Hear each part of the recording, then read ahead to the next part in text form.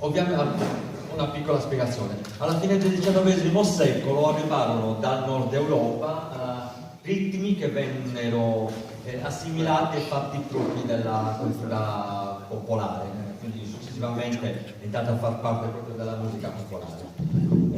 In questo modo l'antico ballo spagnuolo fatto con coppie sciolte, quindi senza avere un contatto fisico diretto, veniva sostituito da altre forme di ballo molto più azzardate, quindi con contatto fisico.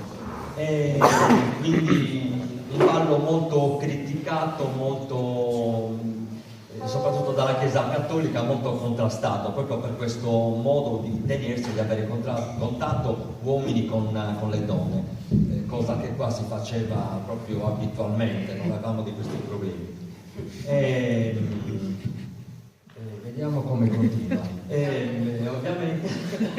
Ovviamente questo è un passo doble che parla di una ragazza chiamata Carolina che ha una lucertola dipinta sul grembiule e ovviamente quando Carolina balla la lucertola muove la coda.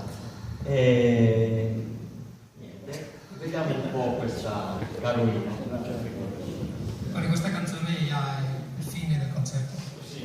Y quiero, es que no sé cómo decirlo en castellano, en italiano. Quiero agradecer a todas las personas de aquí que bueno, pues han querido que traiga un poquito de mi país y de mi región y de mi ciudad, Burgos, que tenía un gemelaggio, un hermanamiento con el Burgos de aquí, de la Foresta. Bueno, pues feliz Navidad y feliz Natale a tutto il mondo. E come questo è un passo doble, è para che dovete ballarlo, capito? ecco, qui sempre tutte le persone ballano, allora è molto facile, tu e due. Quindi voti perché hanno freddo, ballate devi scaldare, Certo. no, non c'è più conflitto. Grazie a tutti e hasta sempre. Grazie.